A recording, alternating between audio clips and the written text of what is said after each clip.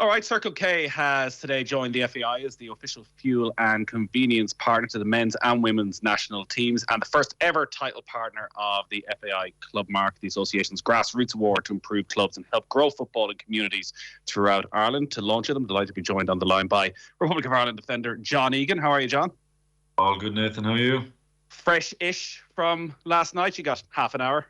Nice little cameo. Yeah, no, it was always nice to get on and get the shout. So it was good to play, but still feeling freshest this morning.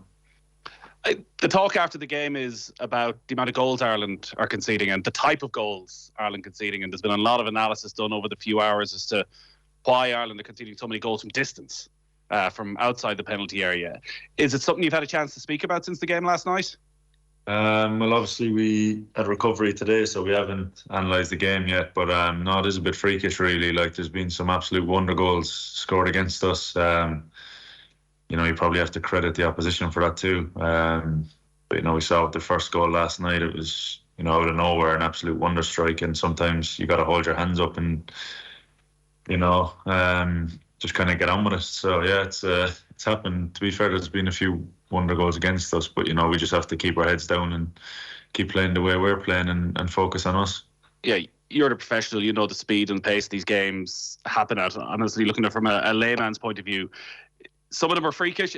I guess the worry is that when it happens so often, is there a pattern? Is there something you've looked at? Is it something you've analysed, that it's not just a freakish thing, that closing players down a little bit quicker when they're 25 yards out, not giving them as much space? Was it something that had been spoken about before the game? We always analyse every game and every goal we concede, and we look at ways, we nitpick and look at ways that we can prevent them. But sometimes people are going to get shots off. You know what I mean, and sometimes they're gonna end up being a really good goal, and you just have to see if you could have done anything better and learn from it. Put it right the next time. That's all you can do, really. There were plenty of positives from last night as well. The return to the team of Andrew Bamidele, who's been probably out for about 18 months at this stage since he's been involved with the squad. Mikey Johnson comes on, makes this incredible cameo that everyone very excited. Will Smallbone gets the first start and shines, and Evan Ferguson, like the hype that's been there for Ferguson for months, didn't seem to affect him in any way. You've been around them since probably Sunday night, Monday. How have you found those guys? Yeah, really good. Doing really well at their clubs. Coming in here, not fazed by anything, just letting their football do the talking. And, I think you saw that last night. They played brilliant, and, it's obviously really good coming into the squad when you're kind of going well at your club. You come in with a lot of confidence, and, you can really come in and have an impact on the group, and, long may that continue. I'm not going to set you up for the cheap Evan Ferguson, Erling Haaland or Kylian Mbappe comparison, but you'll be well able to judge in a few weeks' time. You're coming up against Haaland in the Cup semi-final. You're coming up against Mbappe on Monday night. From what you've seen of Ferguson on the training ground back in November and over the last couple of days, just how big a talent is he? Yeah, listen, everyone sees what he's doing for Brighton. It's fantastic. But, I don't really get the comparisons, things like, he is himself. He's his own man, he's his own player, and he's scoring goals at club, and he came in last night and scored his first goal for his country. His confidence is high. He's really hard working and humble, and I think hopefully he can keep improving, keep doing what he's doing at club and an international level, and keep getting better and better. The potential is there. It's just hopefully he can keep working really hard and get the best out of himself. What's he like to mark in training? Yeah, he's big. He's only 18, but he's built like a man. He's really good technically. He's quick. He's really hard to mark as a centre half. So I'm happy he's playing for us and not the opposition. That's for sure. But no, he's a big talent. There's no denying that he's a huge talent, and just has to keep working hard, keep taking his opportunities when they come, and hopefully he can go on to get better and better. The built like a man line is interesting because I guess you as such an experienced player, I'm sure you're not going to lay one on him early to show him the ropes or anything like that, but there's probably a sense of sussing him out quite early. Is that an area you can get him at? From watching him over the last few months and all the great defenders he's gone up against, it does feel as though physically he's well able to handle himself. He is, yeah. He's really strong, powerful. So, it's a big advantage to have when you're coming through the young age. It's great to see him. What he's doing for his club, and he came in here on a real high, I suppose, and got his first goal for us last night for Ireland, and it's a huge moment for himself and his family, no doubt. He loves being in the camp, and I was really happy that he got his first international goal last night. Would it be going too far to say Monday night is the biggest game you've ever played in? Definitely one of them, yeah.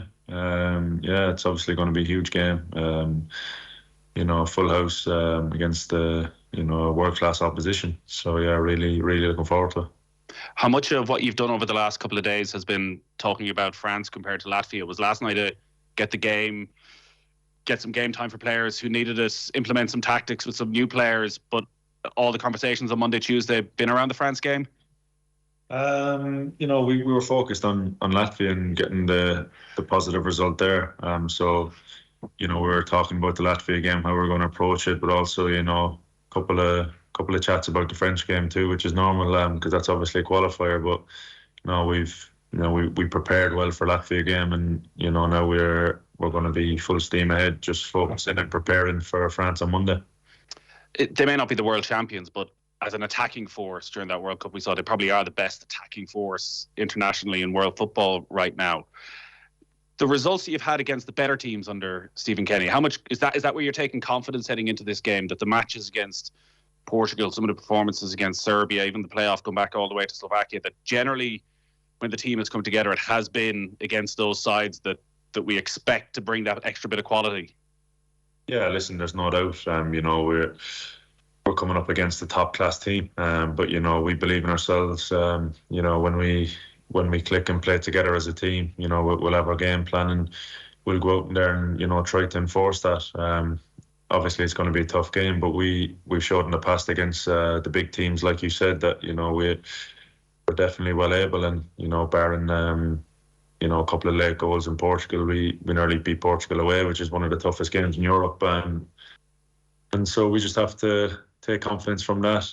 We got a lot of players in good form at the moment, a club coming in confident. So we just have to focus on preparing as best as we can now for Monday. Go out there and make the fans proud and try and do really well. There's been a bit of speculation around the captaincy over the last few weeks. You've obviously stood in quite a bit over the last year or so. Is it a conversation you've had with Stephen Kenny? Is it something that's in the pipeline?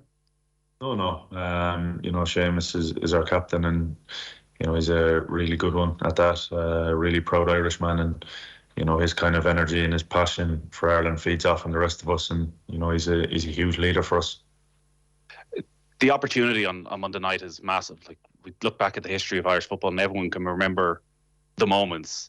You can remember McAteer's goal. We can remember Shane Long. What are your memories of those moments?